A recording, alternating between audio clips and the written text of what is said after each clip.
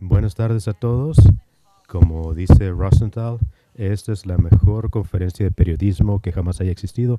Es la mejor de todos los tiempos porque Rosenthal Alves, su director, por los últimos 19 años ha reunido personas como ustedes que están aquí en esta sala. Tecnólogos, periodistas, diseñadores, investigadores, estudiosos, gente que en realidad quiere pues avanzar el periodismo y que están dedicados hacia el periodismo del futuro. Hoy me pareció muy maravilloso oír muchos de los becados de la Fundación Knight que han compartido las mejores prácticas, lo que están haciendo, y eso refleja la profunda dedicación y compromiso de la Fundación Knight. Qué bueno ir a Jim del Instituto Linfest. Juntos apoyamos la iniciativa Night Landfest y otros programas que llevan cambios culturales a las regiones metropolitanas del país.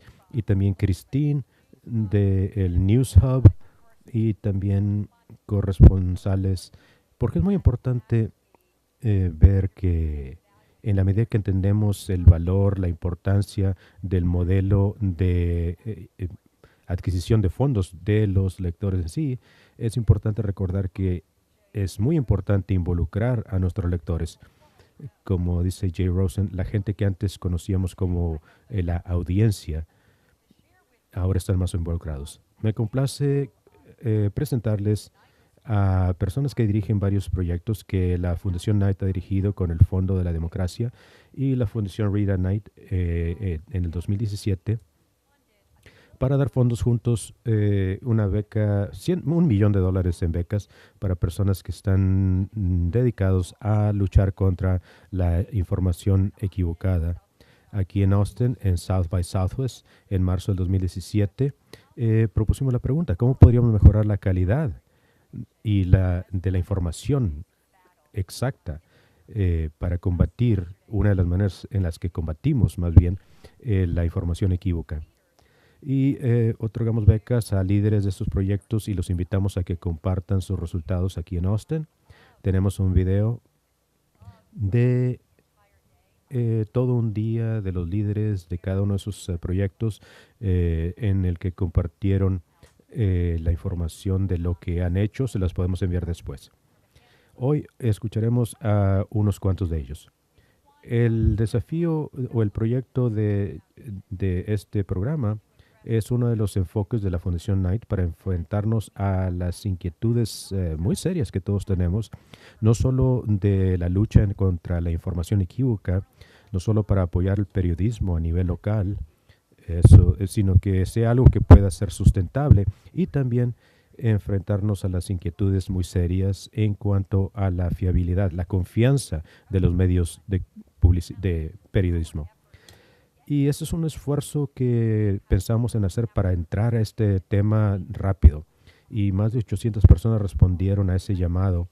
Y la Fundación Knight, junto con el Instituto Aspen, también ha ofrecido fondos a la Fundación Knight de Confianza, Medios y Democracias. Y me encanta que John Thornton, el fundador de el Texas Tribune, está aquí y es integrante de la comisión junto con Meredith Artley. Meredith hablará con nosotros más tarde. También es integrante de la Comisión Knight, porque nos parece que es muy importante que los comisionados estuvieran aquí presentes y dedicar tiempo durante este último año para involucrarse con los estudiosos de estos temas, los investigadores, para en realidad entender cuáles son las posibles soluciones para resolver las inquietudes que tenemos sobre la información equivocada y la falta de confianza para con los medios. Esto además de los otros programas e inversiones de la Fundación Knight en investigaciones, encuestas, y les daré los resultados de una encuesta de Gallup, la mayor de su clase, y los resultados se presentaron a principios de este año y no es de sorprenderse que reveló que hay una división entre partidos en cuanto a la confianza en los medios se refiere. Además, la Fundación Knight ha invertido también en personas, proyectos para realzar la confianza con los medios por medio del laboratorio para reporteros en la Universidad Duke.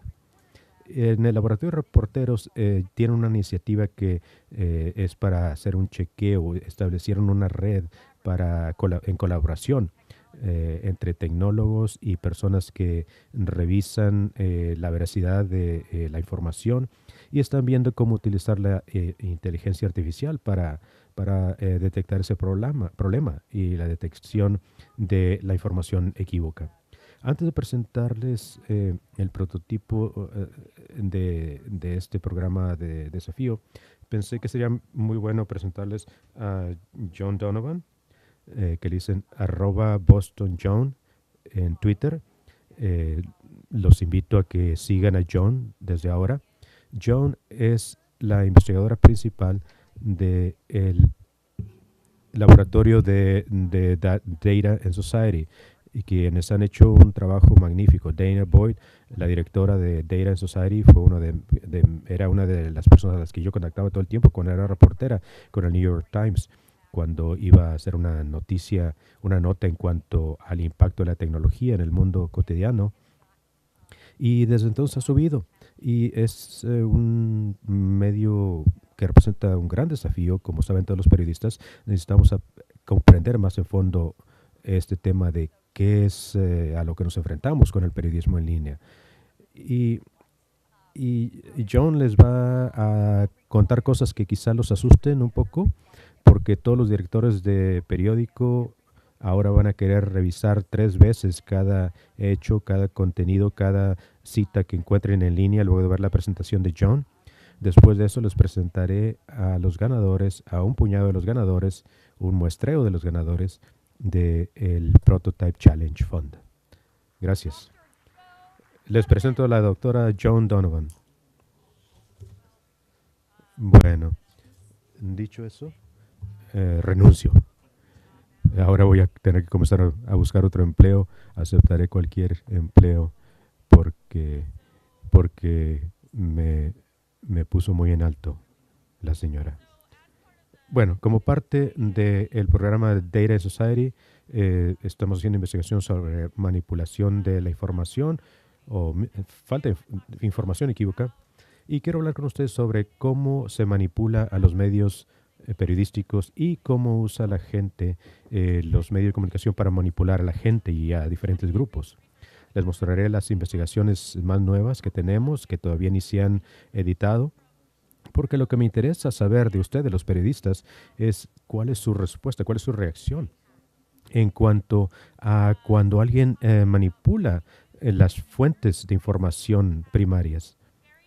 Tenemos muy poca información, todos estamos tratando de encontrar diferentes maneras de encontrar las pruebas. Todos subimos en línea, no solamente los periodistas, los policías suben en línea, van en línea a buscar información, todos los demás, y esto es algo de interés público, pero tenemos muchas señales encontradas.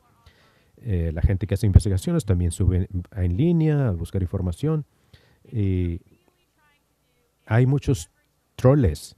Lo que están tratando de hacer es esparcir información que es de mucha importancia, y saben que la policía, los periodistas están buscando información en ese entonces. Así que sucede un evento noticioso como a las 4 o 8 horas. Los troles, si lo han hecho bien, alguien, quizá algunos de ustedes, se encuentra con una nota equívoca y reportan información equivocada. Y es algo que alguien está haciendo de manera intencional. Una primicia de algunos de los informes que ya editamos en Data and Society. Tenemos un reporte sobre la navegación la moderación del contenido después de que hay una noticia falsa. ¿Cuáles son las respuestas de los reguladores ante las noticias falsas? La respuesta de la sociedad civil y de las organizaciones en cuanto a esta crisis de noticias equívocas y la crisis a la que nos enfrentamos.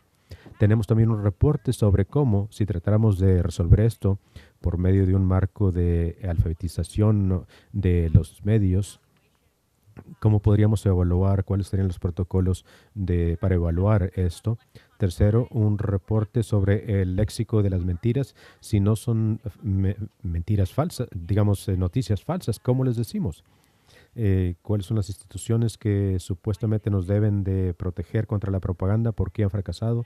Hay mucha información histórica en cuanto a eso y un reporte muy importante de Becca Lewis y el señor Marlowe sobre la manipulación de los medios y la desinformación en línea. Son estudios que valen la pena leer. Cuando pensamos en la manipulación, pienso en cosas como estas. Esta es una imagen de algo que quizá hicimos cuando éramos jóvenes. Tomamos diferentes tecnologías, las conectamos en una manera en la que los diseñadores de esas tecnologías nunca habían pensado. Aquí tenemos un tocadiscos al que le pusieron el teléfono y luego alguien se pone a poner el teléfono para difundir a un amigo. Oh, mira, ponte a oír esta canción nueva. Y si tratamos de entender lo que las compañías de plataformas están haciendo, lo que notamos es que no piensan en la manera en que su plataforma se puede conectar con otras plataformas. Y los periodistas necesitan comenzar a pensar en la manera en la que su plataforma se conecta con otros. Quizá piensen, esto es cuestión de formato. Hay que pensar en quiénes son las otras personas que quizá podrían hacer una conexión entre diferentes cosas.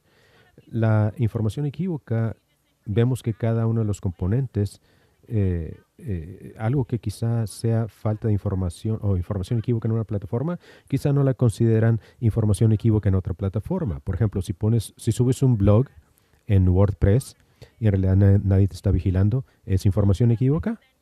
Pero si pones ese vínculo en Twitter o en Facebook sabiendo que contiene información que es calumniosa, pues adquiere una legitimidad un poco más alta. Así que hay que pensar en a qué nos referimos cuando hablamos de la manipulación de los medios. Uno de los conceptos en los que he estado trabajando es en cuanto a la manipulación de la fuente de información. El hackear es un troll hacker profesional y me refiero a una táctica en la que algún grupo interfiere con la información. Tenemos aquí una revelación de información que pero es una falsificación, diciendo que Maxine Waters está pidiendo a un banco que le dé una donación de $1 millón para para que se postularse para un puesto público y que a cambio de eso les dará algo, a cambio de eso 41,000 cosas a cambio. Maxine Waters trató de hacer que le quitaran esta información de Internet. Contactó al FBI, al apoyo o soporte de Twitter, llamó al LA Times para repudiar ese documento, pero sigue estando en Reddit. En nuestro laboratorio rastreamos el origen. No hay de sorprenderse que viene de 4chan, que es un grupo de troles. Y cuando vimos este tipo de eventos, pensamos en estudios de casos donde ya se ha visto esto antes y es una técnica que se usó durante el escape de información de otro tipo, que en el caso de Macron, que decían que tenía una cuenta de banco en otro país para evadir impuestos y resultó que era un documento falso. Si encuentran algún documento y encuentran que es falso, mándenme un correo electrónico para yo ver cómo lo descubrieron, para yo poder entender las diferentes maneras en las que podemos detectar esta información. La segunda táctica de la que quiero hablar, que hemos visto en las noticias, es la llamada keyword squatting. O sea, están esperando a alguien, hackean medios sociales en tal manera en la que ponen una palabra clave. Por ejemplo, cuando salieron los blacktivistas, un grupo que ahora resulta que lo está controlando la IRA, o sea, son los rusos, ¿verdad? Son los rusos, es una agencia de los rusos. Y bueno, pero también tenían una paja que se llamaba Black Matters. O sea, como ya han oído de Black Lives Matter, Blacktivismo, si hacen una búsqueda en Google, les salen estas páginas. También CNN dio cobertura a la parte de Black Lives Matters, la mayor página que resulta le pertenece a un australiano, supuestamente. Y he hablado con otros activistas de Black Lives Matter que tienen páginas legítimas en Facebook y ellos ya sabían eso. por lo menos durante los últimos 6 meses, activistas legítimos habían estado, ¿verdad?, diciéndole a Facebook que no era una página real. Pero como no hay manera buena de verificar quién dirige esa página, es algo difícil si estás dando cobertura a un movimiento, decir, pues esta es una página que ofrece información veraz y correcta. Hay que fijarse más a fondo. Y por supuesto, parte de esto se ve motivado por dinero, porque venden camisetas, tazas y cosas así en ese sitio. Así que quería mencionar algunas de las técnicas de que, verdad, ellos se acaparan una palabra clave de búsqueda que se usa para búsqueda y es la primera página que sale. Y es muy difícil verificar hoy en día las cosas que antes, quizá aún hace 10 años o 5 años o aún 2 años, porque los troles están repitiendo las mismas tácticas, usando las mismas tácticas y lo tratan como si fuera un juego. Así que cuando ganan, si le dieron cobertura a la nota difundiendo información equivocada, pues ellos lo toman y esa nota y las juntan y es como un trofeo para ellos. Nos estamos enfrentando a algo así como un movimiento de medios. Y no es tanto que estén motivados por alguna otra intención. Si nos pensar en ellos como un movimiento adversarial que está tratando de desestabilizar la institución del periodismo en general, estaremos mejor equipados para pues resolver el problema que representan y crear un contexto del cual ustedes y sus compañeros periodistas se pueden apoyar, crear una red para sacar a la luz la falsedad de esta información cuando ocurre. También algo más que está relacionado a este tema es algo que vimos después de la elección. Comenzamos a ver que cuentas de Antifa estaban subiendo y muchas de esas resultaron que eran falsas porque las creaban troles y sale hace unas cuantas semanas, perdón, alguien del New York Times citó a uno de esos sitios falsos de Antifa para usar la información en una nota y resultó que era un sitio falso. Así que vemos que están aprovechándose de los medios en diferentes maneras y cuando estamos hablando de una nota que va a ser una exclusiva, tómense su tiempo, tengan en cuenta que los troles no están pensando solamente en cómo me puedo aprovechar de este momento, sino que también se preparan desde antes para capturar palabras clave antes de que ocurra algún evento. Otra idea nueva en la que estamos trabajando en Data and Society, estamos pensando en tácticas para ver cuál sería la mejor manera de darle un modelo de defensa a los periodistas y les podría dar más información sobre esto si hablan conmigo.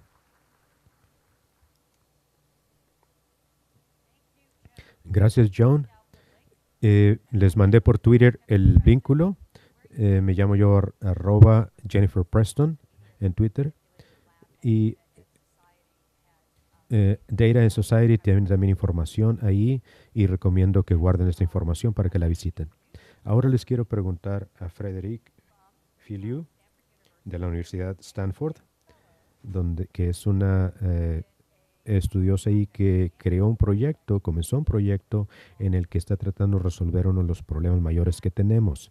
Me refiero a cómo ayudar a las compañías de tecnología, cómo ayudar a sus plataformas, cómo ayudarnos a todos nosotros a encontrar las señales correctas, digamos, para periodismo de calidad y obtener información de calidad.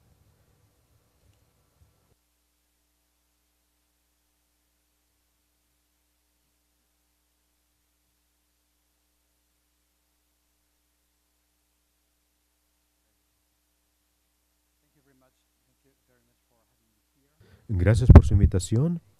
Estoy un poco intimidado porque no solamente no tengo doctorado, sino que además soy francés, así que tendrán que aguantar mi ignorancia y mi acento. Mi proyecto se llama deepnews.ai. El primer nombre era puntuación de calidad de información, pero era un nombre muy complicado, nadie lo podía recordar, así que saqué este nombre que es pues un poco más fácil de recordar hasta cierto punto. y también muestra lo que estamos tratando de hacer. Hacer buen periodismo por medio de algoritmos de aprendizaje de máquinas, y no es algo completamente impulsado por algoritmos, pero sí los usamos en su mayoría. Tratamos de resolver tres problemas. Primero, detectar señales de calidad y distinguirlas del ruido. Mi proyecto se trata de sacar las notas de calidad de la web. ¿A qué me refiero con calidad? Por supuesto, la parte inicial del trabajo ha sido entrevistas de muchas personas para preguntarles cuál es tu definición de una buena nota. En esta sala quizá tengamos cientos de diferentes definiciones. Y saqué yo una definición que básicamente dice que la diferenciación entre una nota de valor agregado y una de pues, común es que la que tiene valor agregado, tu organización de noticiosa te ha dado muchos recursos para diferenciarle a los demás. Y esa es la señal de calidad que queremos encontrar. El segundo punto a resolver es muy importante porque este proyecto también va encaminado a ofrecer contribuciones positivas a la sustentabilidad del nuevo ecosistema, mejorar o realzar el valor económico del regionalismo. El regionalismo es algo un poco raro. La edición en línea o digital es algo raro. No existe correlación actualmente entre la calidad de una nota y su valor económico expresado en CPM. Es algo un poco absurdo si lo pensamos en cuanto al sistema económico global. El costo de producción no se le pasa al usuario, ya sea el usuario un individuo o ya sea una compañía interesada. Si tomas una página web, no importa cuál sea su contenido o el contenido de la nota, ¿verdad? Si un par de, ¿verdad?, de estudiantes pusieron una nota sobre chismes de Hollywood, o si es una nota para la que se necesitó el trabajo de muchos correspondientes o periodistas y editores talentosos, el resultado es el mismo y es una de las cosas absurdas que nos gustaría resolver. El tercer problema a resolver es la importancia de hacerlo en escala y de manera automática. Hoy en día Internet es como algo así, más o menos. Esto es un tiradero de basura, así es como están las cosas en Internet. En cierto momento no quise yo, en verdad, poner la basura aquí, pero bueno, no voy a mencionar, bueno, quizá lo mencione después. La cosa es que tenemos un problema de escala. Esta es una cifra: 100 millones de vínculos que se agregan por día a Internet. Casi la mitad de ellos están en inglés. Y hoy en día, la mejor manera de separar la información buena de la mala es hacerlo a mano. Eso es lo que hacemos cuando hacemos la revisión de la información, el chequeo de información, el chequeo de los hechos, de los datos, ¿verdad? Y en Francia no tenemos la misma costumbre que acá para chequear la información. Aquí sí lo hacen muy bien y ¿verdad?, es algo que están haciendo mejor. Sin embargo, el chequeo de información a mano no es la solución. Es como, ¿verdad?, como tratar de limpiar el agua o sacar el agua del río Ganges con un vaso. Necesitamos encontrar una manera mejor de procesar esta corriente en escala. Y de eso se trata ese proyecto. En cuestiones prácticas, ¿cómo funcionaría? Digamos que eres un editor o un distribuidor de noticias, te presentan un montón de notas por medio de API a la máquina. Digamos que esa es una máquina, esa es una foto de una parte de un cohete, pero solo manera de ilustración. Y luego te da una puntuación. Digamos que la puntuación de una nota es 3.6 de una escala de 5. ¿Y qué puedes hacer? Pues con esta puntuación puedes hacer muchas cosas. Como mencioné, cuando se trata del valor económico, puedes tú equiparar el precio de cierta publicidad y juntarlo con la calidad de una nota. Nadie ha hecho eso. Cuando la nota tiene una puntuación de 4.5% de una escala de 5, muy buena, esa persona que quiere invertir en publicidad puede, ¿verdad?, decidir que solo notas de esa puntuación para arriba son en las que se va a mostrar su publicidad. También hay que hacerlo más sencillo. sería la mejor manera, la manera más sencilla de elevar la participación de los lectores si tenemos tener más personas que vean su contenido. Y esas cosas pues no están muy buenas. Las máquinas de recomendación se basan en las palabras claves, ¿verdad? Y tú haces una búsqueda de algo y te recomiendan algo más basándose en la palabra clave. Y podemos hacerlo en una mejor manera. Por ejemplo, con plataformas como con Deep News, podemos poner una puntuación a la nota, ponerla en un escalafón y ofrecérsela al lector dependiendo de la calidad de la nota. También otro punto es la personalización. Pienso que la personalización es el futuro de la industria y es algo muy importante. También la curación inteligente o la selección inteligente y productos de agregado es algo que podemos hacer. Y si vemos cómo funciona todo esto, veremos dos cosas. Lo primero es lo que se llama el interfaz de puntuación humana, que es una manera para darle puntuación a una nota. Le preguntamos al usuario o a alguien, ¿verdad? En realidad, eh, y eso es algo que no les mostré aquí, pero se los puedo dar. Pero bueno, a lo que me refiero es que se le puede dar una puntuación a las notas. Les preguntas varias cosas como qué tipo de nota es, cuál es tu evaluación subjetiva de la nota, si fue una nota a fondo o no, cuál es tu evaluación en cuanto a si es una nota equilibrada, de los puntos de vista que se presentaron en la nota, cuál sería la duración de vida, de actualidad de esa nota y cosas así. Y esto es una parte muy importante de todo este proceso porque el factor humano es de suma importancia. La segunda cosa es que construimos un modelo de aprendizaje profundo. Por ejemplo, como unos 10 millones de artículos desde el Financial Times, el Economista y así por el estilo. Y hicimos un estudio también de otros polos, ¿verdad?, opuestos como Tabula y TechCrunch, algo así. Y encontrar una manera de encontrar un patrón oculto para detectar la calidad editorial de eso. Y tenemos un modelo que tiene 20,000 parámetros actualmente para sacar una puntuación, un porcentaje, se convierte en una puntuación y tenemos una precisión como del 90%. Esto también se junta con la evaluación humana, está esto en fase experimental, pero lo que saca la máquina lo presentaremos a seres humanos para que hagan una evaluación también del resultado de la máquina. ¿Cuál sería el siguiente paso? La siguiente meta es crear datasets adicionales más grandes y más diversos para realzar el interfaz de evaluación humana. Lo pueden encontrar en https://evaluate.deepnews.ai. Pueden inscribirse para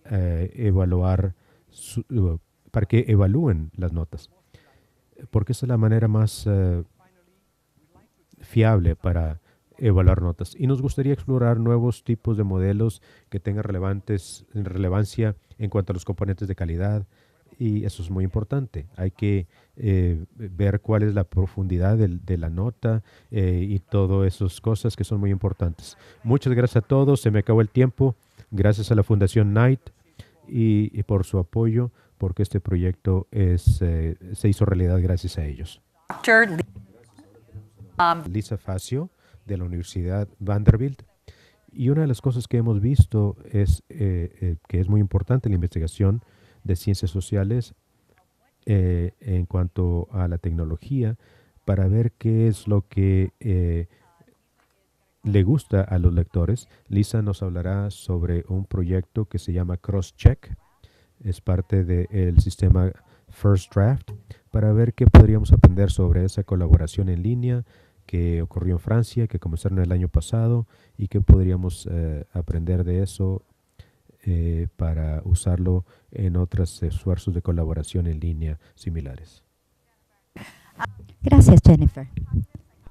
Soy una psicóloga cognitiva y mi investigación se enfoca es cómo la gente aprende en información falsa alrededor del mundo y cómo podemos corregir esto y mejorarlo. la utilización de la psicología cognitiva para mejorar la revisión de datos. En este proyecto estábamos viendo la iniciativa Crosscheck. Si ustedes no están familiarizados con esto, es un proyecto entre muchas salas de redacción y decidieron que era muy importante para el bien público revisar las noticias. Iban a producir esta revisión de noticias y estos son algunos de los socios que están involucrados en el proyecto y poner esta desacreditación de información y poder estar revisando la información y estar revisando de un lugar a otro. Y así es como se ven las desacreditaciones. Un ejemplo, ¿no? Los rumores que flotaron en la elección, uno de los rumores fue la cuenta bancaria de Macombs, que es lo que ya habían comentado anteriormente.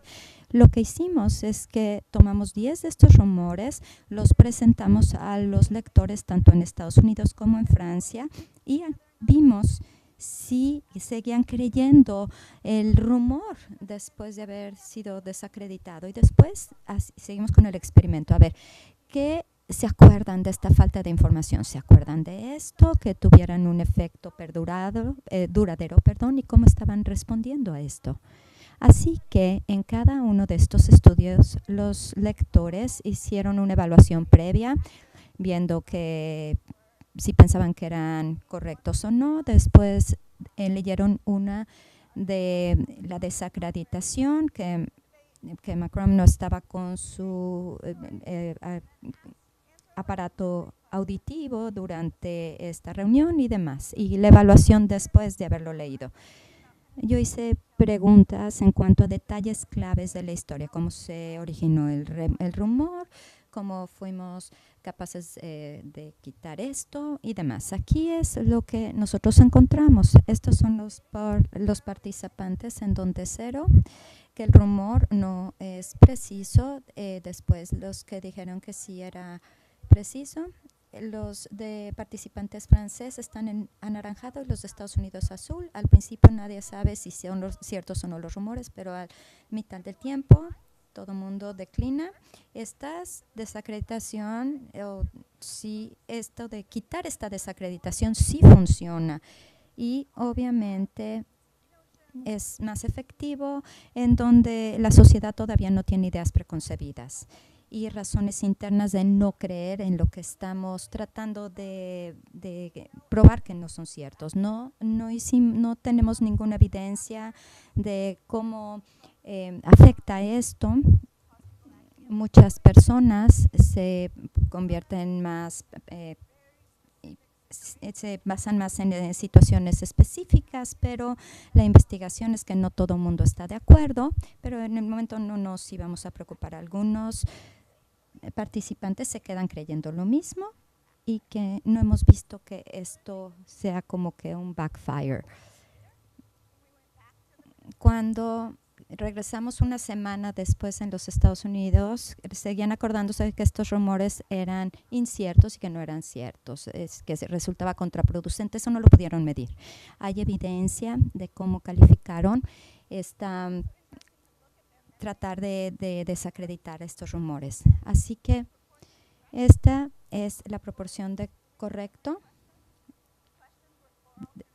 Eran de opción múltiple, diseñadas para ser muy fáciles de responder, y ustedes pueden ver que los participantes no son tan maravillosos, tanto en Estados Unidos como en Francia.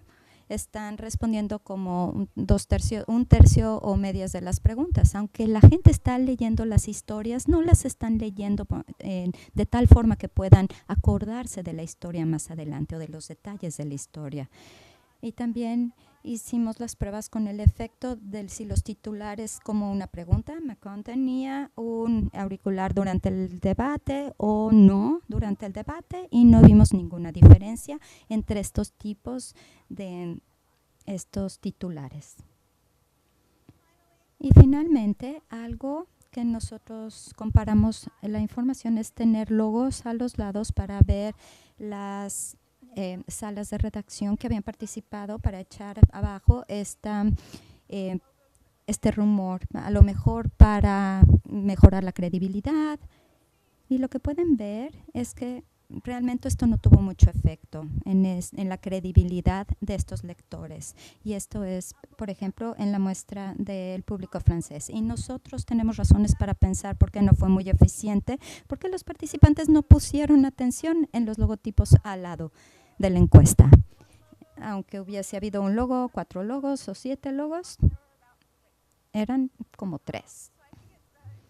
Así que es un punto muy importante que tenemos que enfocarnos. ¿Qué queremos que los lectores saquen de conclusión de las historias o de qué forma presentamos las historias? Necesitamos diseñar las características para que ellos pongan atención y lo recuerden. En conclusión, nosotros creemos que este modelo general de hacer la prueba con algo y regresar al laboratorio para probarlo, refinarlo y volverlo a poner en el campo es sumamente valioso. Los investigadores saben mucho, los practicantes también, y al tener esta comunicación de uno al otro podemos mejorar. Y también la cultura, sí es importante. Tenemos resultados diferentes en Francia, en donde sí les importaban estos temas en contra de los Estados Unidos y los lectores ignoraban toda la información periferial. Así que otras preguntas acerca de otra información preferencial, qué tipo de falta de información se presentó.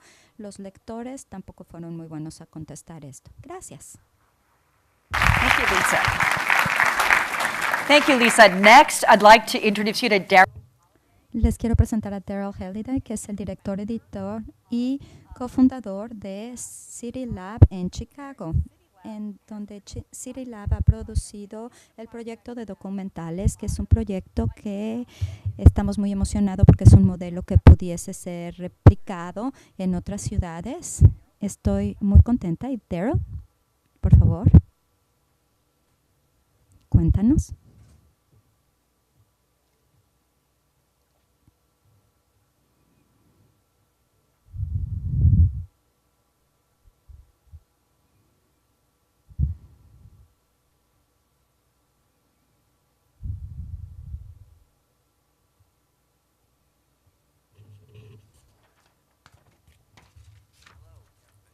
Hola, sí, me llamo Darryl Halliday, soy el director en City Bureau. Un poco de antecedentes antes de empezar.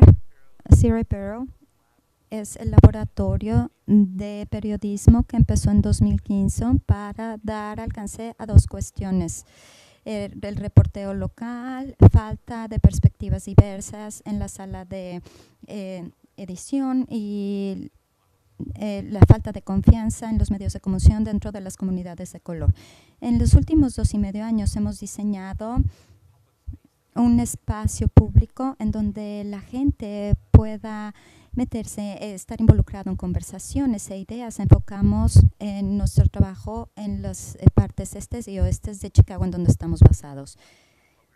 Trabajamos por medio de 3 programas. El primero es el de miembros o becas de reportaje. Es para personas que no tienen mucha experiencia y los ponemos a trabajar con reporteros más experimentados en todo el país. También nuestra sala de redacción pública.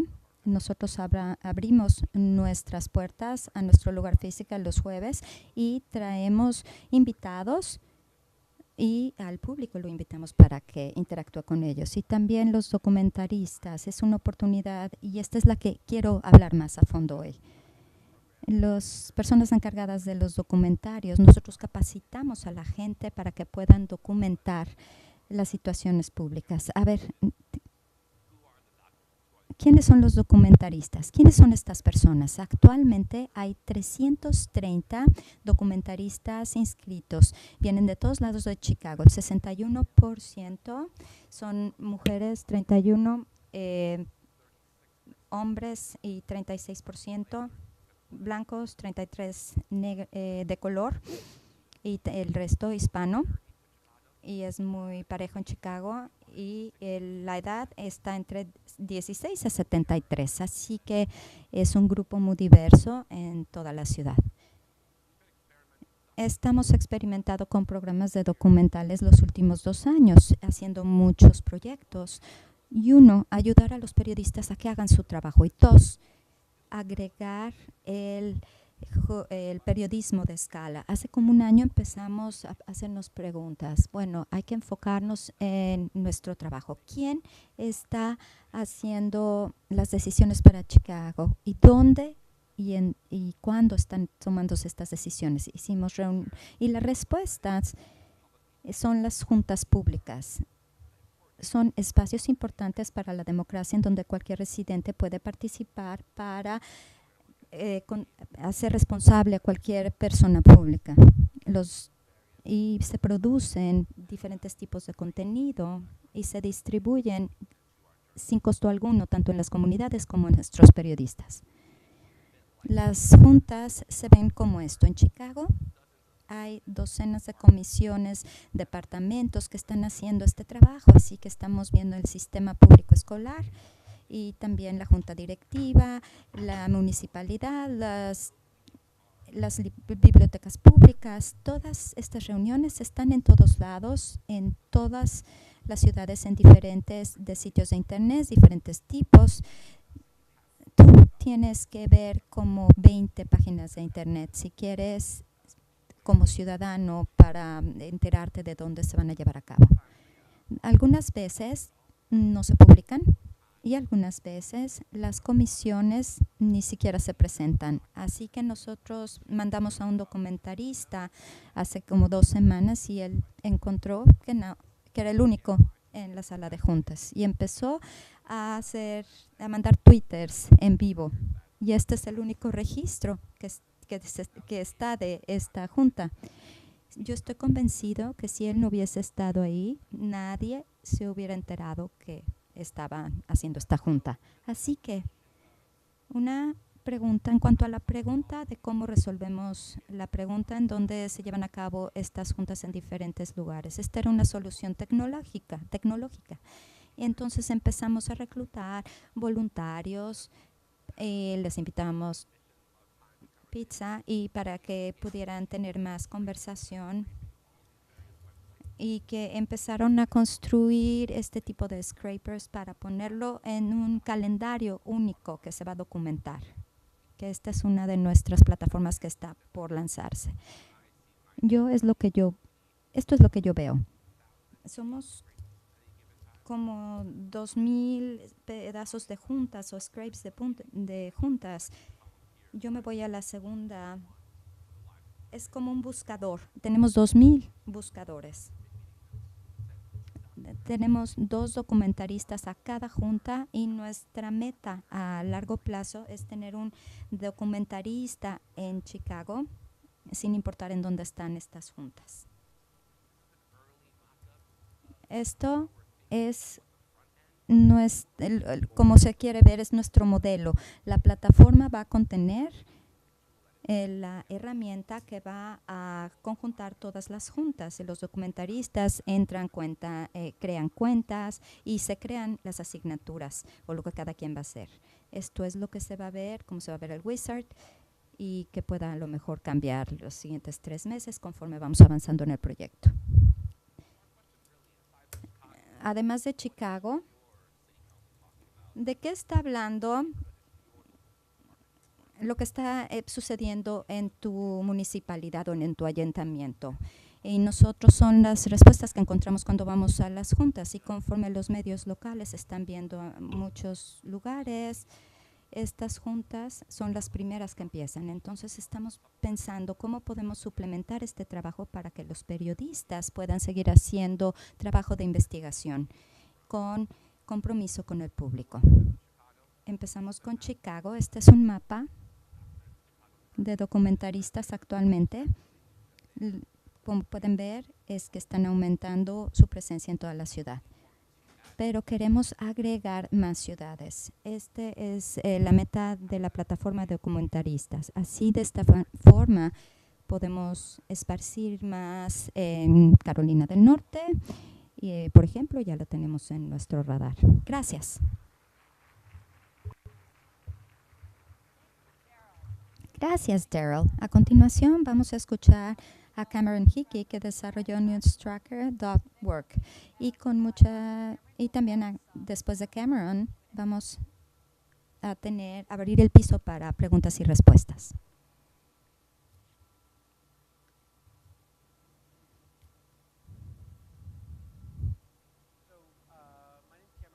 Me llamo Cameron Hickey. Los últimos 8 años he estado produciendo historias, tecnología para la PBS NewsHour. Después de la elección de 2016, comenzamos a investigar la falta de información o la información que no era verdadera.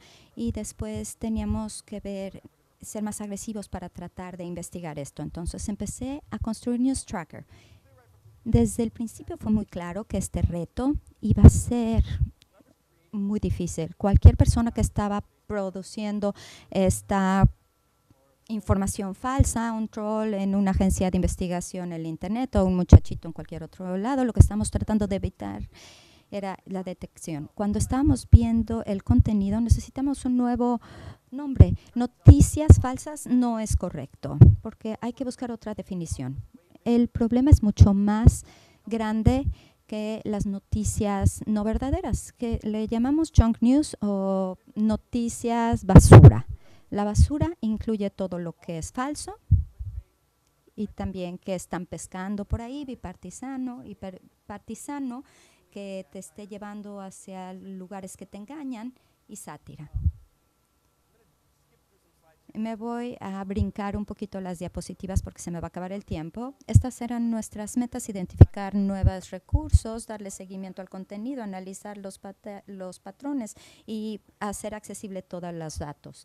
Me voy a saltar mi hipótesis y yo quiero decir, cuando empezábamos a buscar a cientos de sitios que han estado identificados por otros investigadores y periodistas, encontramos muchísima basura, y después vimos a otras páginas de Facebook para ver lo que estaban publicando en los medios sociales. Pero para resolver este problema tan enorme, tendríamos que identificar nuevas fuentes de basura, dónde estaban surgiendo. Y la clave para encontrar estos recursos es esta persona, esta mujer. Betty Manlow tiene 86 años de edad, es una conservadora cristiana y nació en Indianápolis, Indiana, y apoya a Trump. No es un troll y no es algo creado por el internet, es mi abuela. No, los estoy cotorreando. Ella posteó esto. Compártanlo si tienen un nieto maravilloso. Denle like y compártanlo. Yo reconozco que Betty Manlow era crucial para poder acertar en mi rompecabezas. Betty le había dado like a cada una de estas páginas, pero es más grande. Le ha dado like a 1,400 páginas en Facebook, y cuando yo empecé a buscar otras páginas, encontré otros sitios basura que nadie antes había identificado. No nada más es Betty. La mayoría de los usuarios de Facebook están involucrados con otras páginas, sistemáticamente revisando lo que les gustaba a este público. Esto me dirigió directamente a las páginas basura. ¿Qué hicimos? Establecimos un sistema en donde pudieran rastrear a todas estas páginas.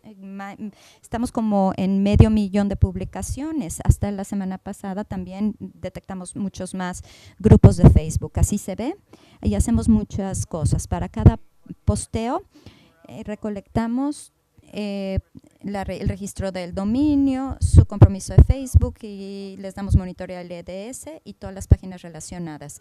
Construimos una interfase muy fácil y recursos que recolectamos de los medios sociales para darle seguimiento a estas páginas una vez que revisamos una muestra de la publicación. Un algoritmo muy sencillo para tener una evaluación de la basura.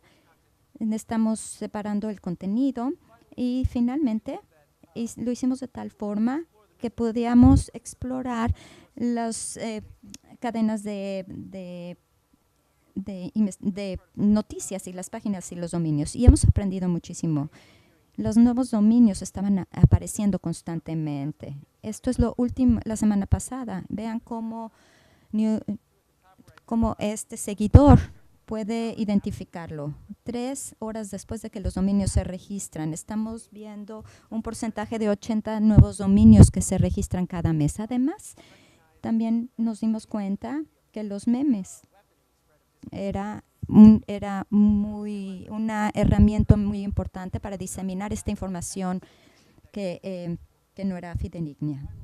Y finalmente, para extraer patrones que están sacando de los medios de comunicación y cualquier distracción. Y también las palabras claves para ver las tendencias más importantes en los sitios basura del Internet. Hemos hecho progreso, pero nuestra meta más importante es que tratar de desactivar todas estas noticias que no son verdaderas. Este es First Draft News y Shorenstein Center en Harvard para poder tratar de hacer el contenido que estamos creando para hacer esta información accesible a la mayoría de salas de redacción en el mundo.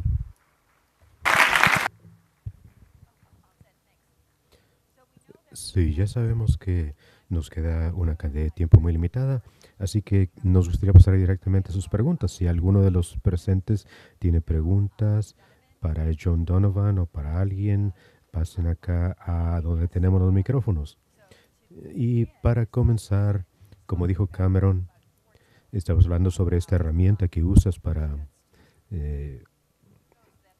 que usan y que nos demuestra que hay maneras y oportunidades para que los periodistas comiencen a sacar a la luz esta información falsa. ¿Qué más va a hacer newstracker.org? No lo mencioné, pero le rastreamos el contenido de Facebook, pero lo hacemos en todo el web. Agregaremos YouTube, Reddit, 4chan, Gab, Discord y muchos otros servicios. Y vamos a diseñar una interfaz que nos permita revisar las cosas que se proponen como si fueran verdad y hacer alguna herramienta para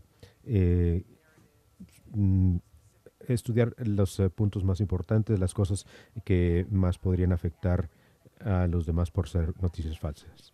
Y Jennifer, cuando tú, ¿qué más necesitan saber los periodistas para asegurarse de que no caen en la trampa de las noticias falsas? Que no se les manipule. Sí, hay momentos en los que antes los rivales eran una organización noticiosa contra otra. Ahora tenemos que ver si son de un partido, si son de otro, puntos de vista diferentes. Y creo que lo que estamos viendo cada vez más en línea es una situación de adversarios en los que ya no estás peleando con otra agencia noticiosa para sacar la nota primero, sino que la narrativa la están manipulando y tienen toda una serie de diferentes intenciones, y es muy importante que los periodistas practiquen su profesión de una manera muy activa, porque estamos tratando de comprender qué es lo que está pasando. Si nos pudiera decir ¿cómo te llamas? Charlotte Dan Lucas. Tengo una organización sin fines de lucro de periodismo en San Antonio y también editamos en línea. A nombre de los editores de noticias a nivel local, me interesa mucho lo que comentó Frederick, de demostrar la credibilidad de la información que editamos. Tenemos una obligación también de demostrar a nuestros lectores que pueden confiar en lo que editamos. Así que me interesa su sistema de puntuación y el método de decir esta es información fiable. Usan cosas como lo que hace Google en el pasado. Por ejemplo, yo en mis notas digo, no me crean a mí, sino que les pongo la información, pongo los vínculos de donde saca la información. ¿Qué tan importante es eso en su proceso? Lo que decidimos hacer, y eso es algo que decidimos desde el principio, es no ver la calidad de una nota solo porque vemos que causa mucho oleaje en los medios sociales, sino hay que ver porque eso podría ser algo equívoco.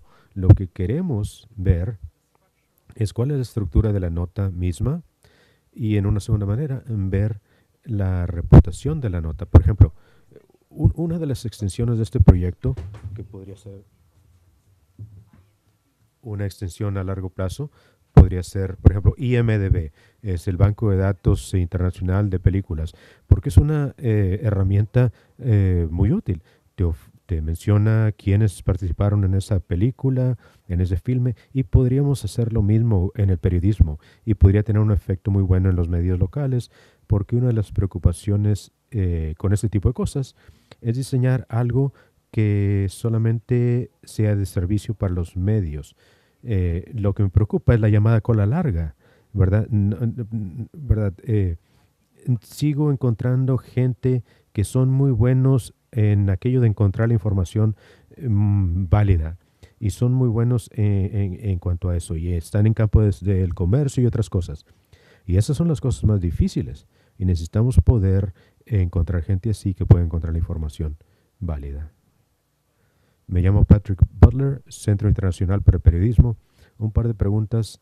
Primero, para Cameron. ¿Tu abuela sabe que la estás usando en estas presentaciones y está bien con ella? Pregunta muy importante. De hecho, como parte de mi reportaje con PBS, hice una presentación sobre información falsa y estuve en Indianápolis, la entrevisté y estuve ahí sentado con ella, revisamos su cuenta de Facebook juntos y esa es la imagen que le mostré es de esa reunión con ella. No entendía hace varias semanas, pero ahora sí ya entiende que ella es una parte muy importante del trabajo que estoy haciendo. ¿Vas a dar a conocer la entrevista? La entrevista subirá en la hora de noticias de PBS en un par de semanas. Ahora le pregunto a Daryl, ¿usas tú a los documentaristas? ¿En qué manera usas esto? Porque muchas organizaciones noticiosas ya no dan cobertura a estas reuniones. ¿Cómo dan a conocer esa información al público? ¿Saben quiénes están accesando esa información que ustedes ofrecen? No queremos decir que no queremos suplantar el trabajo de los periodistas, solo que ya no hay periodistas como antes. Digamos, ya no hay tantos como antes. Algunos de los periodistas que tenían mucha pericia, ya no hay tantos. Y ahora estamos tratando de equipar al público para que haga la labor de los periodistas. En pocas palabras, los estamos equipando para que se hagan investigaciones y queremos ver si nuestro producto es un boletín, es algo periodístico. Pues no tenemos la respuesta todavía, pero tengo algunas ideas al respecto y pues ya les hablaré de nuestras conclusiones cuando hagamos el estudio completo. Parece que se ha hablado sobre soluciones de inteligencia artificial para este problema de la información falsa. Y me preguntaba sobre el riesgo el potencial de que estos algoritmos terminaran en censurar a grupos que ya están marginalizados, que por alguna correlación con algún otro ejemplo previo los identifique equivocadamente. Y también quizá pueda quedar fuera la gente que no tiene un alto nivel de alfabetización. ¿Cómo podríamos asegurarnos de que el algoritmo de inteligencia artificial no censure a grupos que ya están marginalizados para comenzar? Podría ser una presentación completa sobre los peligros de la inteligencia artificial. Es como una carrera de armas que amenaza a la esfera del periodismo, ¿verdad? Eso es algo que también están investigando y los actores los que están aquí en esta sala, hay diferentes modelos. Podríamos hablar sobre la fragilidad del banco de datos, pero para responder a tu pregunta, entre más datos, entre más diversificada sean los datos que tengas, mejor el resultado. Dicho eso, hay una gran amenaza en cuanto a los sesgos que pueden estar presentes. Muchos estudios se han hecho muchos estudios en cuanto a los sesgos. No es una ciencia perfecta y para asustarte un poco, hay un estudio que se dio a conocer hace como 2 meses, algo así, que demuestra que cuando tomas una imagen y si cambias un solo píxel, la imagen cambia en cuanto a categoría. En vez de decir, ese es un perro y ese es un gato, cambia porque solo cambiaste un solo píxel, siempre y cuando lo coloques en el punto correcto.